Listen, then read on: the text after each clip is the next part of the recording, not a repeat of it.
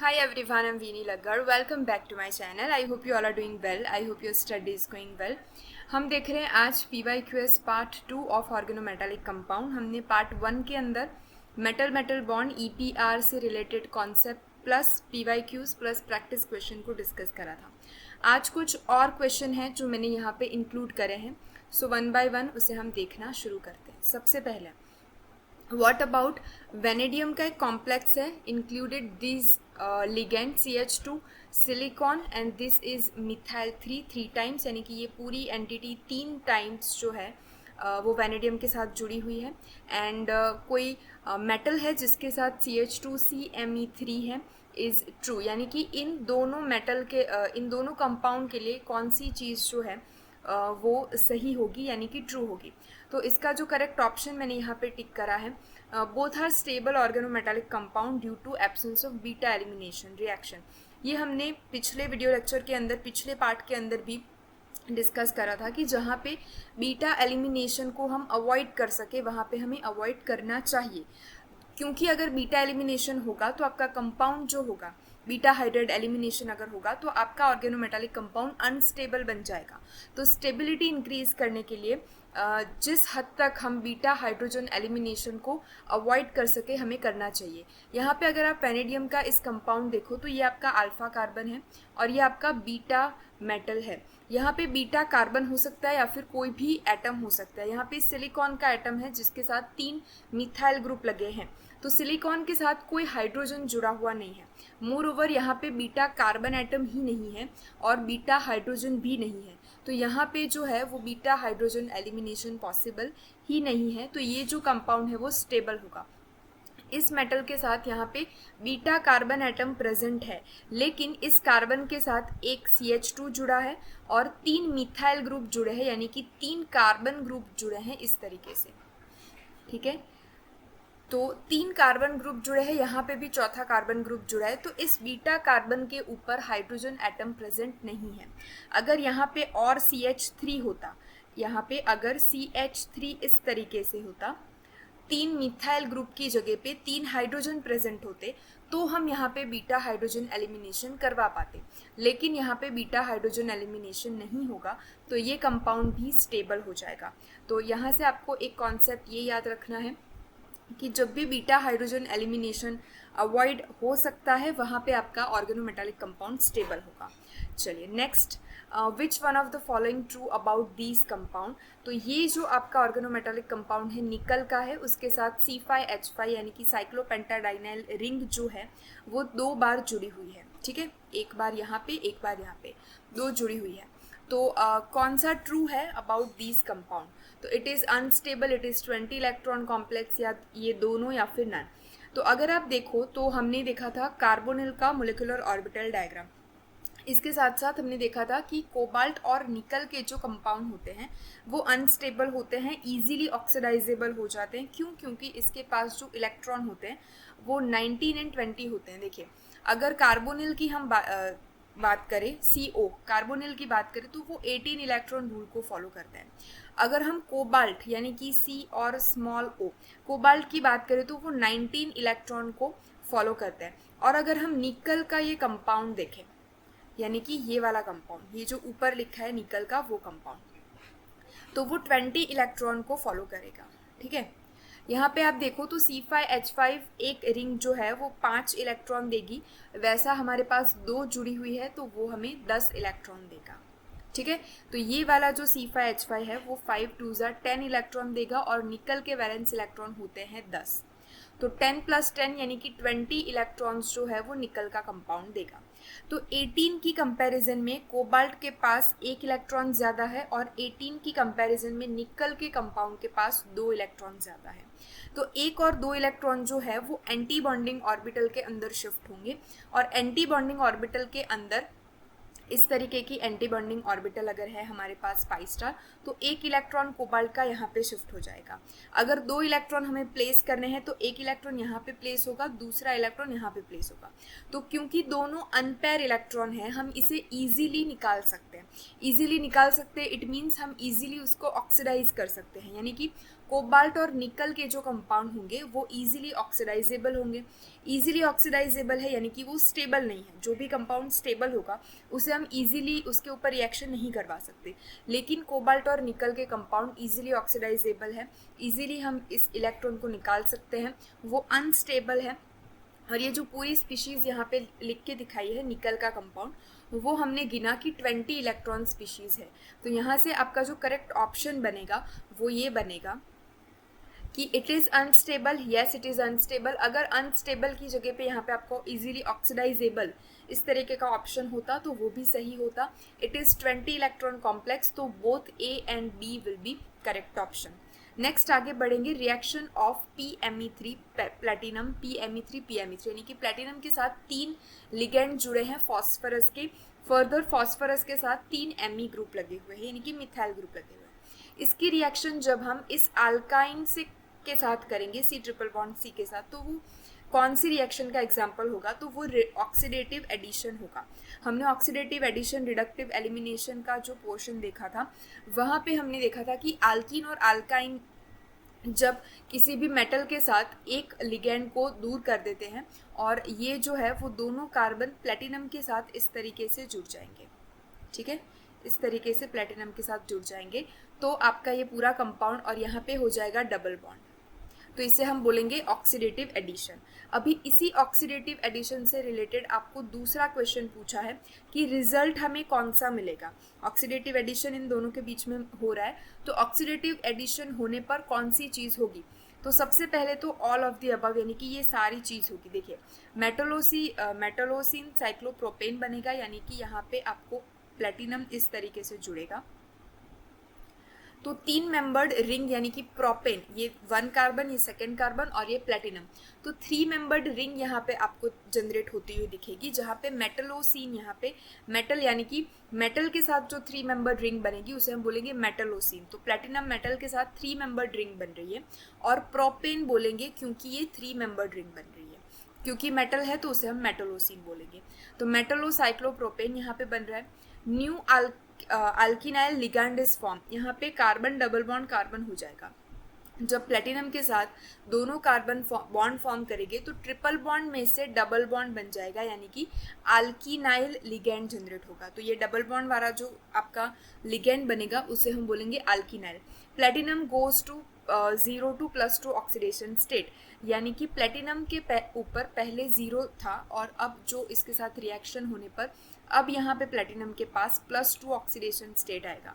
हमने oxidative addition में देखा था कि प्लेटिनम यानी कि मेटल जो है वो 2 इलेक्ट्रॉन लूज करेगा, 2 इलेक्ट्रॉन निकल जाएंगे, यानी कि +2 चार्ज उसके ऊपर जनरेट होगा।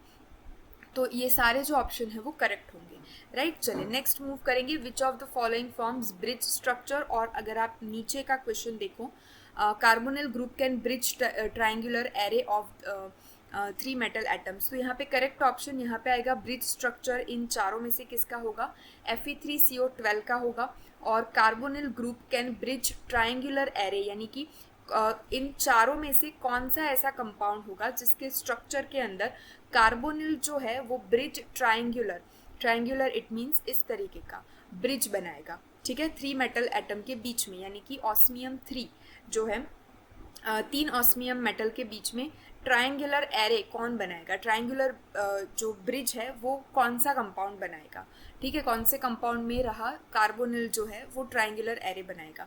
तो सबसे पहले आप एलिमिनेट कर सकते हो इसे, रोहोडियम 6 को, क्यों, क्योंकि carbonyl group can bridge triangular यानी कि 3 इस तरीके का, ठीक है। अगर 3 मेटल होंगे तो 3 मेटल के बीच में ही आप ट्रायंगुलर बना सकते हो। अगर 6 मेटल होंगे तो यहाँ पे 6 मेटल यानी कि वो एडजस्ट नहीं कर पाएंगे, तो 3 मेटल वाले जितने भी ऑप्शन होंगे उसी में से हमको निकालना है। तो ये वाला जो होगा रोडियम 6 वो तो ऑलरेडी कैंसिल हो जाएगा। अभी ऐसे क्वेश्चन को टिक करने के लिए आपको इसका स्ट्रक्चर पता होना सबसे पहले तो ज़रूरी है। जैसे मैंने बोला था कल कि आप एक लिस्ट बनाइए, जब भी आप ऐसे क्वेश्चन को डील करते हो तब आप लिख लीजिए। पिछले वीडियो लेक्चर के अंदर हमने कुछ कंपाउंड देखे थे, आज हम इन दो कंपाउंड को देख रहे हैं, जहाँ पे Fe3CO12 को हम देखेंगे और ऑस्मियम 3CO12 को हम देखेंगे, तो आपको पता चलेगा कि इसका स्ट्रक्चर इस तरीके से होगा। जितने भी क्वेश्चन आप प्रैक्टिस करोगे आपको लिस्ट मिलती जाएगी कंपाउंड की, ऑर्गेनोमेटालिक कंपाउंड की, और उसके नियर में बाजू में आप लिख सकते हो उसका स्ट्रक्चर। एग्जाम के एक दिन पहले आप उन सभी ऑर्गेनोमेटालिक कंपाउंड को विथ स्ट्रक्चर रिफर करके जाओ, ताकि आपको एग्जाम में पता चले कि ये वाला कंपाउंड जो है वो ऐसा स्ट्रक्चर रखता है। अगर आपको सिमिलर कंपाउंड दिखे तो भी आप प्रिडिक्ट कर पाओगे कि इसकी स्ट्रक्चर, इसकी ज्योमेट्री ऐसी थी, तो इस कंपाउंड की जो ज्योमेट्री है वो सिमिलर इस तरीके की हो सकती है। तो इस तरीके के क्वेश्चन को डील करने का सिर्फ यही एक तरीका है कि आपको कंपाउंड के साथ उसका स्ट्रक्चर बार बार रिपीटेडली देखना पड़ेगा और उसे आपको याद रखना पड़ेगा। तो इन दोनों के स्ट्रक्चर से रिलेटेड चीज़ें मैं आपको यहाँ पे दिखा रही हूँ। देखिए यहाँ पे आप देख सकते हो दोनों हमने यहाँ पे दिखाए हुए हैं। सबसे पहला तो Fe3 जो है हमारा, ये वाला जो ऑप्शन था Fe3CO12, तो वहाँ पे ब्रिज जो है वो फॉर्म होगा। तो कौन सा ब्रिज फॉर्म होगा, तो वो आप यहाँ पे देखिए। यहाँ पे आप देख सकते हो Fe, इन 3 Fe के बीच में आपको यहाँ पे ब्रिज दिखाई दे रहा होगा, ठीक है। अगर ऑस्मियम की बात करें तो यहाँ पे 3 ऑस्मियम के बीच में आपको, ये जो मेरा कर्सर घूम रहा है, इन तीनों ऑस्मियम के बीच में आपको ट्रायंगुलर एरे देखने को मिल रहा है, ठीक है। और ये ट्रायंगुलर एरे जो है उसके बीच में आपको ये कार्बोनिल लिगेंड इस तरीके से जुड़ा हुआ देखने को मिलेगा, ठीक है। तो इस तरीके का आपको स्ट्रक्चर विथ कौन सा ऑर्गेनोमेटालिक कंपाउंड कैसा स्ट्रक्चर रखता है वो पता होना चाहिए। यहाँ पे कुछ कॉमन स्ट्रक्चर है जो जनरली पूछे जाते हैं एमएससी में और नेट में भी कई बार, तो वो आपको याद रखना है कि निकल टेट्रा कार्बोनिल आपने एमएससी और बीएससी के लेवल में इनऑर्गेनिक में एक कोऑर्डिनेशन चैप्टर करके आपका एक आएगा, कोऑर्डिनेशन कंपाउंड चैप्टर, जहाँ पे निकल tetra carbonyl FeCO5 then Mn2CO10 उनकी आपको स्ट्रक्चर और जो भी ज्योमेट्री है उसको प्रिडिक्ट करने के लिए पूरी थियोरी डिस्क्राइब करके लिखनी होती है। तो आप जनरली उस स्ट्रक्चर को इजीली याद रख पाओगे। तो ये कुछ कॉमन स्ट्रक्चर है। टेट्राहेड्रल इसका ज्योमेट्री होगी। अगर FeCO5 की अगर आपको ज्योमेट्री पूछे तो वो ट्राइगोनल बाइपिरामिडल है। अगर इस तरीके का आपको कंपाउंड पूछ लिया जाए कि कोबाल्ट का कंपाउंड है जहाँ पे 2 कोबाल्ट है और कार्बोनिल 8 है, तो उसमें टर्मिनल कार्बोनिल कितने हुए और ब्रिज कार्बोनिल कितने हुए, तो अगर ये वाला क्वेश्चन पूछा जाए तो आप इजीली आंसर लिख पाओगे अगर आपको ये स्ट्रक्चर पता होगा कि 2 कार्बोनिल जो है वो ब्रिज में है और 3 ये यानी कि 6 कार्बोनिल जो है वो टर्मिनल है। तो हमने टर्मिनल और ब्रिज वाला क्वेश्चन भी कल डिस्कस करा था, तो आप पार्ट 1 में वो भी देख सकते हैं। अगर Mn2CO10 की हम बात करें तो मेटल मेटल बॉन्ड कितने हैं, तो Mn के बीच में एक मेटल मेटल बॉन्ड है, ठीक है। अगर हम यहाँ पे देखें तो कोई ब्रिज कार्बोनिल नहीं है, यहाँ पे सारे जो कार्बोनिल है वो सारे 10 कार्बोनिल जो है वो टर्मिनल कार्बोनिल होंगे। CrCO6 का जो ज्योमेट्री होगी वो ऑक्टाहेड्रल होगी। तो इस तरीके से आप जनरली गूगल पे अगर लिखोगे कि organometallic compound geometry and shape, तो आपको ये सारे कंपाउंड दिख जाएंगे। वहाँ से आप नोट कर सकते हो, लिस्ट बना सकते हो कितने ब्रिज कार्बोनिल है, कितने टर्मिनल कार्बोनिल है, इसकी ज्योमेट्री क्या है, इसका शेप क्या है, तो वो सारी चीज़ आप डिस्कस कर सकते हो, ठीक है। चलो नेक्स्ट क्वेश्चन के ऊपर हम मूव करेंगे। यहाँ पे आपको दिखाई दे रहा होगा कि arrange the following in increasing order of carbonyl stretching. Carbonyl stretching frequency का जो हमारा लेक्चर था वो भी आप देख सकते हो। क्रोमियम CO6 है, यहाँ पे 4 इस तरीके के आपको कंपाउंड दिए गए हैं। वेनेडियम CO6 माइनस ये वाला कंपाउंड है आपके पास, और MnCO6 पॉजिटिव, ये कार्बोनिल न्यूट्रल कार्बोनिल है जो किसी भी मेटल के साथ नहीं जुड़ा है। यहाँ पे क्रोमियम का कंपाउंड है जो न्यूट्रल कंपाउंड है। यहाँ पे Mn का प्लस चार्ज होगा, वेनेडियम का नेगेटिव चार्ज होगा, ठीक है। चलिए अभी हमें यहाँ पे कार्बोनिल जो है उसकी इंक्रीजिंग स्ट्रेचिंग फ्रीक्वेंसी के बारे में देखना है। तो हम ना सबसे पहले ये देख लेते हैं कि ये वाला एक कंपाउंड जो है, ये वाला जो एक स्टेटमेंट है वो आपको याद रखना होगा कि मेटल के ऊपर जितना नेगेटिव चार्ज इंक्रीज होगा वो इजीली इस तरीके का आपका कंपाउंड होता है ऑक्सीजन, उसके बाद होगा कार्बन, उसके बाद होगा मेटल, ठीक है। ये पूरा हमने समझाया हुआ है। मेटल के ऊपर जितना नेगेटिव चार्ज इंक्रीज होगा उतना वो इजीली कार्बन और मेटल के बीच में बैक डोनेशन कर पाएगा। और अगर इजीली बैक डोनेशन कर पाएगा तो यहाँ पे बॉन्ड ऑर्डर जो है वो इंक्रीज होगा और यहाँ पे बॉन्ड ऑर्डर डिक्रीज होगा, यहाँ पे बॉन्ड स्ट्रेंथ इंक्रीज होगी, यहाँ पे बॉन्ड स्ट्रेंथ डिक्रीज होगी, राइट। तो CO के बीच में जो है वो स्ट्रेचिंग फ्रीक्वेंसी यहाँ पे डिक्रीज होगी। कैसे डिक्रीज होगी? क्योंकि नेगेटिव चार्ज यहाँ पे इंक्रीज होगा, तो यहाँ पे स्ट्रेचिंग फ्रीक्वेंसी इंक्रीज होगी और CO के बीच में स्ट्रेचिंग फ्रीक्वेंसी डिक्रीज होगी। यहाँ पे जो चीज़ इंक्रीज हो रही है कार्बन मेटल के बीच में, कार्बन ऑक्सीजन के बीच में वो चीज़ डिक्रीज होगी, यानी कि रिवर्स होगी, राइट। तो क्योंकि नेगेटिव चार्ज इंक्रीज होने पर यहाँ पे आपका कार्बन ऑक्सीजन के ऊपर स्ट्रेचिंग फ्रीक्वेंसी क्या होगी? डिक्रीज होगी, राइट। तो ये चीज़ आपको याद रखनी है। अभी यहाँ पे आप देखिए कि फोर्थ, इसका करेक्ट ऑप्शन ये वाला होगा, राइट। फोर्थ में जो है CO में वो सबसे ज़्यादा स्ट्रेचिंग फ्रीक्वेंसी होगी क्योंकि ये फ्री है, ये किसी भी मेटल के साथ जुड़ा हुआ नहीं है। उसके बाद हम आएंगे थर्ड में, पॉजिटिवली चार्ज मेटल यहाँ पे है, तो मेटल जो है पॉजिटिवली चार्ज अगर होगा तो वो यहाँ पे कार्बन मेटल के बीच में कम इलेक्ट्रॉन दे पाएगा, यानी कि बैक बॉन्डिंग कम होगी, तो स्ट्रेचिंग फ्रीक्वेंसी यहाँ पे कम होगी, तो कार्बन ऑक्सीजन के बीच में स्ट्रेचिंग फ्रीक्वेंसी इंक्रीज होगी, राइट। तो थर्ड आएगा यहाँ पे, सेकंड आएगा लास्ट में, और आएगा न्यूट्रल वाला जो क्रोमियम होगा वो सबसे लास्ट में, क्योंकि वो न्यूट्रल है तो उसकी स्ट्रेचिंग फ्रीक्वेंसी सबसे कम होगी। पॉजिटिव वाला नेगेटिव वाला जो कंपाउंड है उसकी थोड़ी सी ज़्यादा होगी, देन उससे थोड़ी ज़्यादा होगी पॉजिटिवली चार्ज की, और सबसे ज़्यादा होगी फ्री CO की, यानी कि फ्री कार्बोनिल की, ठीक है। ये वाला कॉन्सेप्ट जो है वो आप हमारे वीडियो लेक्चर के अंदर अगर देखोगे तो आपको बहुत अच्छे से समझ में आ जाएगा, राइट। चलिए नेक्स्ट मूव करेंगे, which pair of follow effective atomic number, यानी कि यहाँ पे आपको EAN को काउंट करना है। EAN में हमने देखा था कि आपको मेटल का एटॉमिक नंबर काउंट करना है, प्लस आपको करना है लिगेंड के इलेक्ट्रॉन कंट्रीब्यूट होते हैं, प्लस और माइनस चार्ज आपको एज इट इज़ वहाँ पे लिखना है। तो क्योंकि यहाँ पे माइनस है तो -1 करेंगे, यहाँ पे कोई चार्ज नहीं है तो हम इसको नहीं लिखेंगे। तो करेक्ट ऑप्शन ये होगा कि which pair follows effective atomic number, तो ये दोनों जो है वो इफेक्टिव एटॉमिक नंबर को यानी कि फॉलो करेगा, यानी कि इनका जो सम आएगा वो 36, 86, 18 इस टाइप का आएगा। आप ये आपका होमवर्क होगा, तो ये इन सभी का 18 इलेक्ट्रॉन आप काउंट करोगे, EAN भी आप काउंट करोगे, ताकि 18 और EAN दोनों की आपकी प्रैक्टिस हो जाए, राइट। करेक्ट ऑप्शन इसका बी होगा, निकल टेट्राकार्बोनिल और MnCO5 दोनों EAN को फॉलो करेंगे।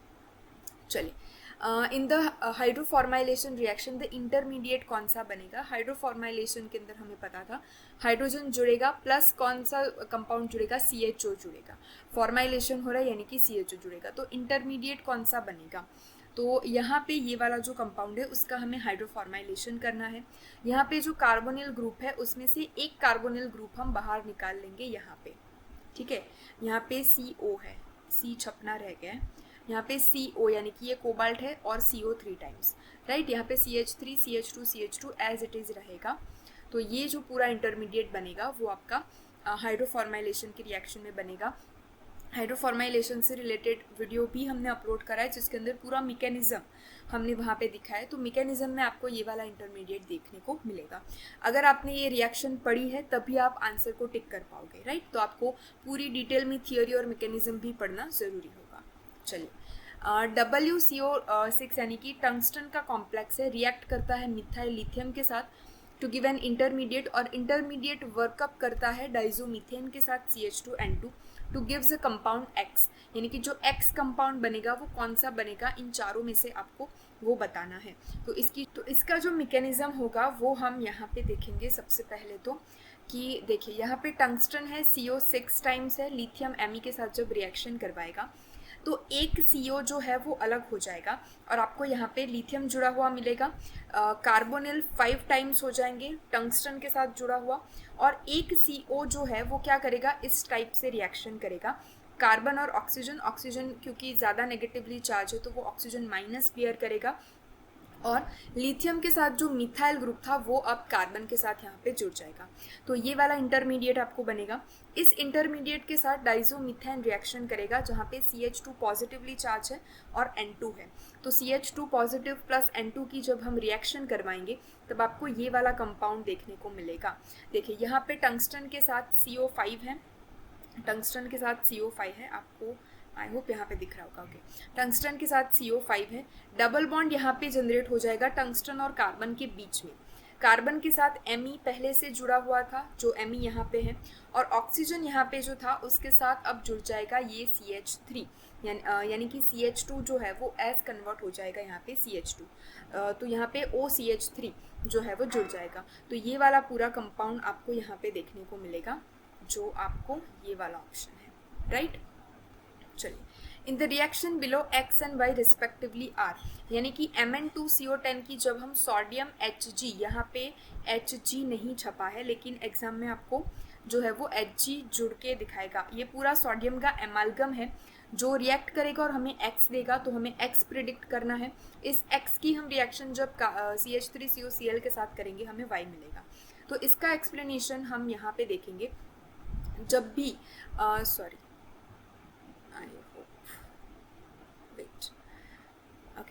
तो जब भी यहाँ पे हमारे पास इस तरीके का कंपाउंड होता है जिसकी हमें रिएक्शन करवानी होती है सोडियम Hg यानी कि सोडियम एमालगम के साथ, तो हम कैसे करेंगे? पूरा जो कंपाउंड है उसको हम डिवाइडेड बाई 2 कर देंगे। डिवाइडेड बाई 2 करने पर Mn डिवाइडेड बाई 2 करेंगे तो 2/2 1 हो जाएगा, तो Mn रह जाएगा। तो हम लिखेंगे इसको इस तरीके से Mn, ठीक है। काउंस के अंदर हमारे पास हम लिखेंगे CO कार्बोनिल। अभी कार्बोनिल 10 टाइम्स है, हम डिवाइडेड बाई 2 करेंगे तो 5 टाइम्स हो जाएगा, तो CO5, ब्रैकेट हम क्लोज कर देंगे। अभी इस ये जो कंपाउंड बना उसको हमें क्या करना है, 18 इलेक्ट्रॉन काउंट करने हैं। Mn के 7 इलेक्ट्रॉन होते हैं, कार्बोनिल के 5 कार्बोनिल है, 5 2 10 हो गए, तो टोटल हमारे पास 17 इलेक्ट्रॉन हो गए, ठीक है। अभी 18 इलेक्ट्रॉन होने में कितने इलेक्ट्रॉन बाकी बचते हैं? 1 इलेक्ट्रॉन बाकी बचेंगे, 17 + 1 करेंगे तो 18 हो जाएगा। तो जितने इलेक्ट्रॉन कम पड़ रहे हैं उतना हम यहाँ पे माइनस में चार्ज लगा देंगे, ठीक है। 18 इलेक्ट्रॉन होने में 1 इलेक्ट्रॉन बच रहा है, यहाँ पे 17 हो रहे हैं, 18 करने के लिए हमें +1 करना होगा, तो हम यहाँ पे ऐड करेंगे -1 चार्ज, राइट।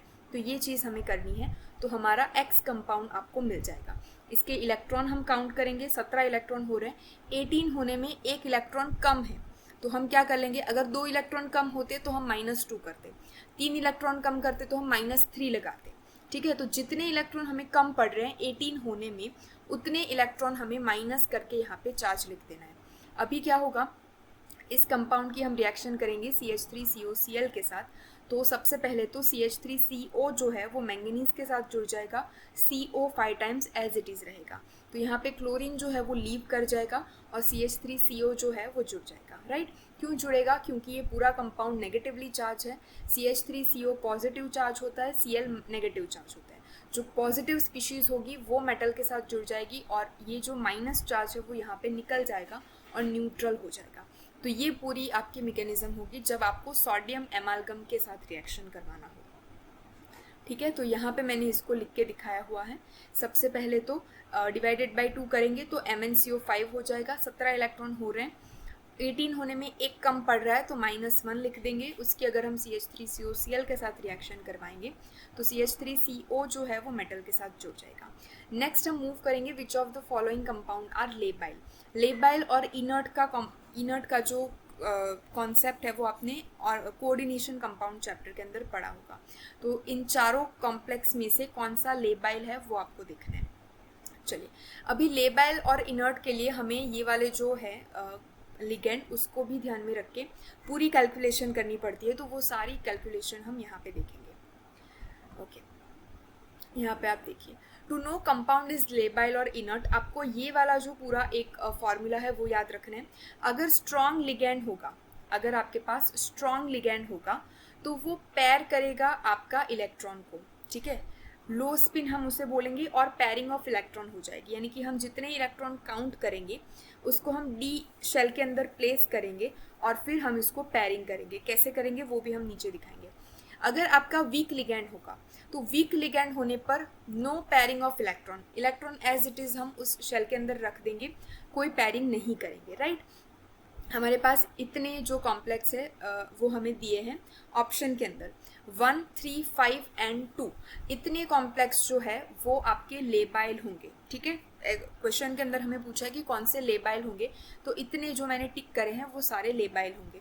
कैसे होंगे वो हम डिस्कस करेंगे। देखिए सबसे पहला जो कॉम्प्लेक्स है वेनेडियम H2O6+2, तो सबसे पहले वेनेडियम की ऑक्सीडेशन स्टेट हमें निकालनी है। तो वेनेडियम +0, ज़ीरो क्यों किया है? क्योंकि H2O जो है वो न्यूट्रल लिगैंड है, वो हमें कोई इलेक्ट्रॉन काउंट नहीं करेगा। तो यहाँ पे तो हमने 0 लिख ली, इज इक्वल टू +2। तो ऑक्सीडेशन स्टेट ऑफ वेनेडियम हमें मिला +2। अभी vanadium has 5 electron in valence shell in D shell. तो वेनेडियम के 5 इलेक्ट्रॉन होते हैं न्यूट्रल स्टेट में। वेनेडियम +2 के अंदर कितने इलेक्ट्रॉन होंगे? तो +2 है, तो हमें ऑक्सीडेशन स्टेट काउंट करने के लिए जितने भी वैलेंस इलेक्ट्रॉन होंगे उसमें से ऑक्सीडेशन स्टेट को नेगेटिव यानी कि माइनस कर देना है। तो 5 - 2 करेंगे इज इक्वल टू 3 आएगा। तो वेनेडियम +2 के अंदर हमारे पास 3 इलेक्ट्रॉन होंगे डी शेल के अंदर, राइट। 3 इलेक्ट्रॉन होंगे। अभी H2O जो है वो वीक लिगैंड है। H2O is a weak ligand, so no pairing of electron. यहाँ पे से हम बोल रहे हैं वीक लिगैंड अगर होगा तो नो पैरिंग ऑफ इलेक्ट्रॉन। तो जब भी हम डी शेल के अंदर 3 इलेक्ट्रॉन इस तरीके से प्लेस करेंगे तो इसकी पैरिंग नहीं होगी, यानी कि ये वाला इलेक्ट्रॉन यहाँ पे नहीं जुड़ेगा, राइट। पैरिंग नहीं होगी, एज इट इज़ यहाँ पे रहेगा। अगर ये अनपेयर इलेक्ट्रॉन है तो हम इजीली उसको निकाल सकते हैं। लेबाइल का क्या मतलब हुआ? इलेक्ट्रॉन अगर अनपेयर हो तो हम उसे इजीली एनर्जी देके निकाल सकते हैं, तो वो लेबाइल हुआ। अगर पैर में इलेक्ट्रॉन होंगे तो ज़्यादा एनर्जी देनी पड़ेगी उसको निकालने के लिए, राइट। इलेक्ट्रॉन को निकालने के लिए ज़्यादा एनर्जी देनी पड़ेगी और वो इनर्ट होंगे, वो इजीली हम निकाल नहीं पाएंगे, तो उसे हम बोलेंगे इनर्ट, राइट। तो ये वाला कंपाउंड होगा वो हमारा लेबाइल होगा। सेकेंड जो आपका कंपाउंड है वेनेडियम H2O6+3, तो यहाँ पे आप इजीली देख पाते हो कि H2O न्यूट्रल है, 0 इलेक्ट्रॉन काउंट करेगा, तो वेनेडियम +3 हमारे पास ऑक्सीडेशन स्टेट होगा। तो वेनेडियम +3 के अंदर कितने इलेक्ट्रॉन होंगे? वैलेंस शेल के अंदर 5 इलेक्ट्रॉन है, -3 ऑक्सीडेशन स्टेट अगर हम कर दे तो D2 यानी कि 2 इलेक्ट्रॉन हम वेनेडियम के काउंट करेंगे। तो 2 इलेक्ट्रॉन अगर यहाँ पे होंगे, H2O अगेन वीक लिगैंड है तो नो पैरिंग ऑफ इलेक्ट्रॉन, तो सेकेंड वाला जो है वो भी हमारा लेबाइल हो जाएगा। थर्ड की अगर हम बात करें FeF6-3 वाला है, तो CN जो है फ्लोरीन, ओके, फ्लोरीन जो है वो -1 यानी कि -1 चार्ज इलेक्ट्रॉन जो है वो डोनेट करता है। तो 6 × -1 फ्लोरीन का -1 चार्ज हम काउंट करेंगे, ऐसे 6 फ्लोरीन हमारे पास है, इज इक्वल टू -3 चार्ज है। तो Fe का ऑक्सीडेशन स्टेट आएगा 3।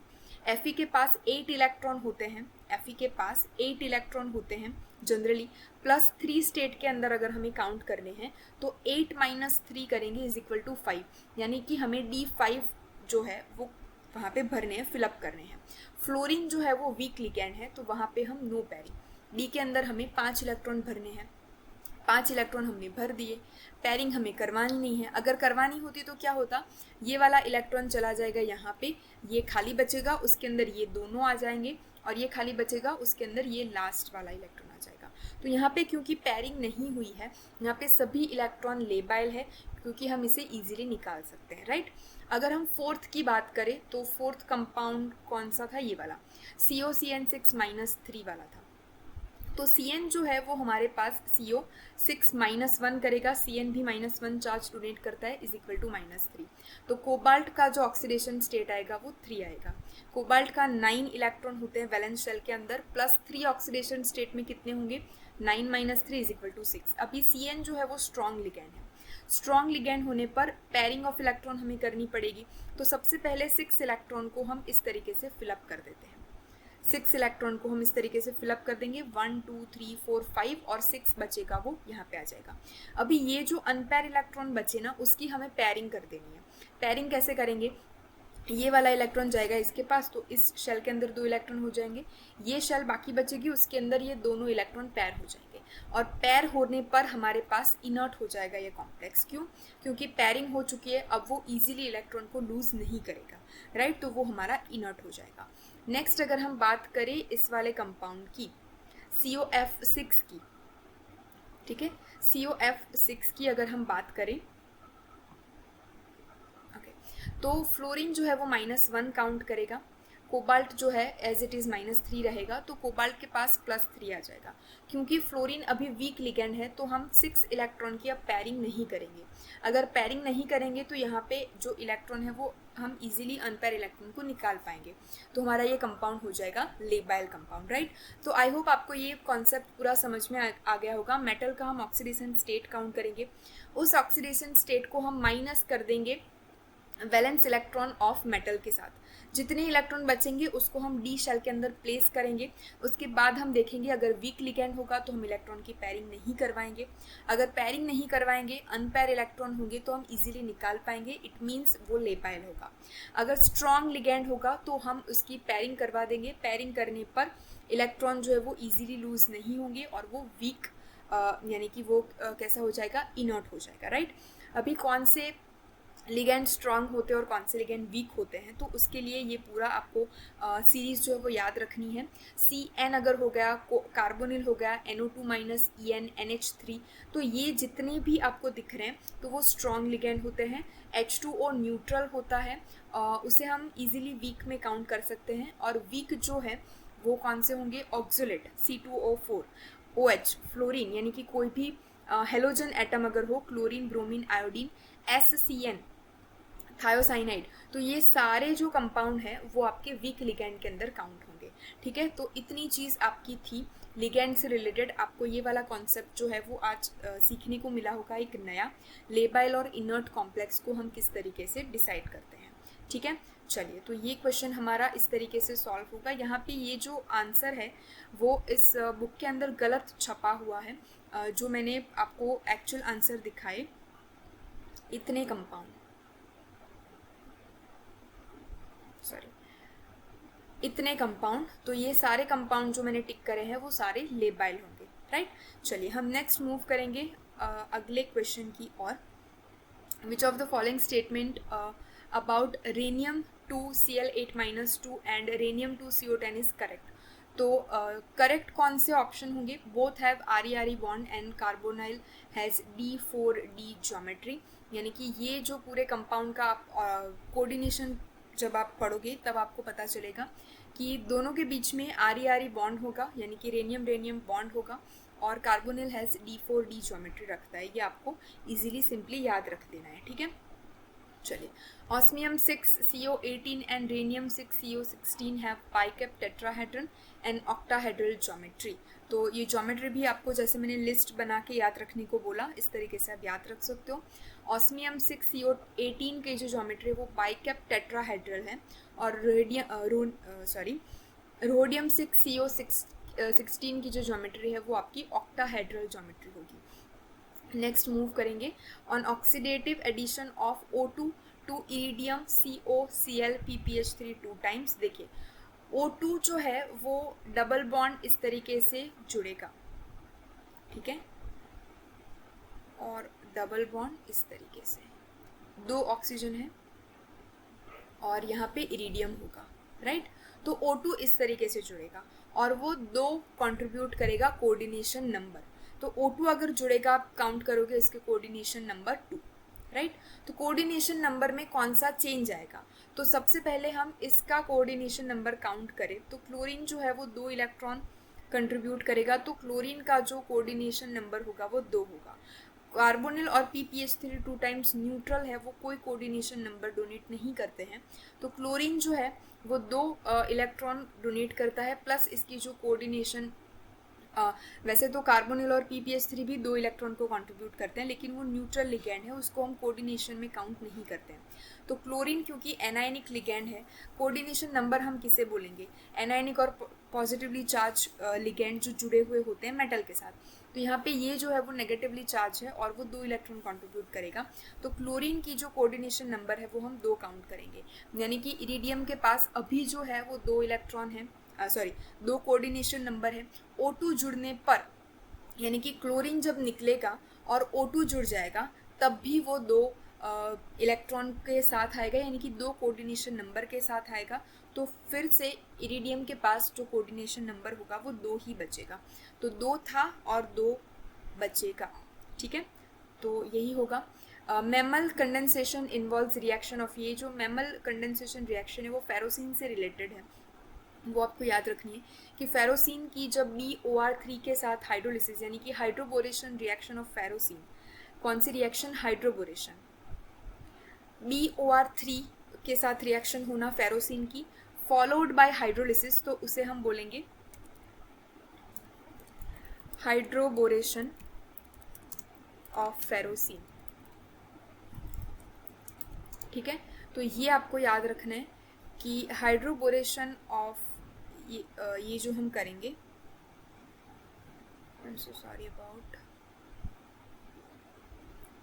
यहाँ पे देख सकते हो हाइड्रोबोरेशन ऑफ रिएक्शन जो है फेरोसिन की, वो काउंट होती है मैमल रिएक्शन के ऊपर, उसे हम बोलेंगे मैमल रिएक्शन, राइट। तो ये आप याद रखिएगा। चलिए, COC5H5 ट्वाइस मेटलोसिन इज, हमने कार्बोनिल का जो कंपाउंड है वो देखा, ऊपर हमने देखा ऑलमोस्ट, हमने देखा था इसके अंदर एक सबसे ओके, यहाँ पे हमने देखा था, ठीक है। कोबाल्ट का जो एक होता है वो अनस्टेबल होगा, 19 इलेक्ट्रॉन स्पीशीज होगी, इजीली ऑक्सीडाइजेबल होगा, ठीक है। तो वो हम पहले ही डिस्कस करके आए हैं। वही यहाँ पे आपको एक दूसरा क्वेश्चन पूछ लिया गया है कि कोबाल्ट का जो कंपाउंड है C5H5 twice metallocene is air sensitive है, पैरामैग्नेटिक है क्योंकि उसके पास एक इलेक्ट्रॉन बचेगा, 18 इलेक्ट्रॉन के बाद 19th इलेक्ट्रॉन कॉम्प्लेक्स है ये, तो एक इलेक्ट्रॉन बचेगा, oxidize readily to yellow C5H5 twice plus में वो ऑक्सीडाइज हो जाता है। तो सभी जो सेंटेंस है वो करेक्ट होंगे, ठीक है। तो इतने क्वेश्चन थे आज के इस सेशन के अंदर। आई होप आपको ये कॉन्सेप्ट समझ में आए होंगे। आज हमने कितने कॉन्सेप्ट देखे? सबसे पहले नया कॉन्सेप्ट जो हमने देखा वो हमने आई थिंक यहाँ पे देखा, लेबाइल और इनर्ट का एक कॉम्प्लेक्स जो हमने देखा वो हमने देखा। एक ये वाला कॉन्सेप्ट हमने देखा, सोडियम एमालगम के साथ रिएक्शन करने पर हम इस तरीके की स्पीशीज़ को जनरेट करते हैं और नेगेटिव के साथ हम जोड़ेंगे पॉजिटिव स्पीशीज़ को, राइट। तो ये एक नया कॉन्सेप्ट हमने यहाँ पे आज देखा। दूसरा एक नया कॉन्सेप्ट अगर मैं आपको बोलूँ, ये तो EAN वाला हो गया, ये आपको प्रैक्टिस से आएगा CO स्ट्रेचिंग फ्रीक्वेंसी के रिलेटेड। तो इतने दो क्वेश्चन जो थे वो हमने देखे नए आज, राइट। ओके, ये पुराना कॉन्सेप्ट था, ठीक है। तो आज के लिए इतने क्वेश्चन थे इस चैप्टर से रिलेटेड। अगर कोई और क्वेश्चन, सॉरी एक और क्वेश्चन आई थिंक ये रह गया हमारे पास। ओके, कॉलम ए को हमें कॉलम बी से मैच करवाना है। विल्किंसन कैटलिस्ट कौन सा है हमें इजीली पता होगा, फोर्थ वाला इसका ऑप्शन होगा, रोडियम क्लोरीन TPH3 3 टाइम्स, तो ये विल्किंसन कैटलिस्ट होगा। हाइड्रोफॉर्माइलेशन के अंदर हम क्या करेंगे, CO और H2 के साथ रिएक्शन करवाएंगे अल्कीन की in presence of cobalt and rhodium, तो हाइड्रोफॉर्माइलेशन का ये वाला रिएजेंट होगा। वेकर प्रोसेस के अंदर पैलेडियम का जो कॉम्प्लेक्स होगा वो यूज़ होगा, पैलेडियम का कैटलिस्ट जो है वो यूज़ होगा, तो C के साथ हम जोड़ेंगे सेकेंड को। मॉन्जेंटो एसिडिक एसिड प्रोसेस के अंदर हम रोडियम CO2I2- यानी कि आयोडीन का जो हमारा ऑर्गेनोमेटालिक कंपाउंड है उसको हम यूज़ करेंगे, तो D के साथ हम जोड़ेंगे 3 को, तो D के साथ आएगा 3, C के साथ आएगा हमारे पास सेकेंड, हाइड्रोफॉर्माइलेशन यानी कि B के साथ 1 और बचा हमारे पास विल्किंसन कैटलिस्ट तो 4, राइट। तो इस तरीके से आपको जो है वो जोड़ मिलाने वाले क्वेश्चन पूछे जा सकते हैं। नेट के अंदर 4 मार्क का ये क्वेश्चन पूछा जाएगा, तो आपको ये सभी प्रोसेस जो है वो पता होनी चाहिए, कैटलिस्ट पता होना चाहिए, उसकी प्रोसेस क्या है वो पता होनी चाहिए, राइट। सो आई होप आपको आज का ये जो पूरा कंपाउंड था, सॉरी ये जो पूरा सेशन था, कंपाउंड बोल रही हूँ मैं, वो अच्छे से समझ में आया होगा, सारे कॉन्सेप्ट आपके क्लियर हुए होंगे। और भी अगर आपको कोई डाउट है, अगर किसी भी क्वेश्चन में आपको समझ नहीं आया हो, please let me know in the comment section below, we will definitely work on it and मिलेंगे एक नेक्स्ट वीडियो के साथ, प्रॉबेबली नेक्स्ट चैप्टर के साथ। Till then stay happy, stay positive.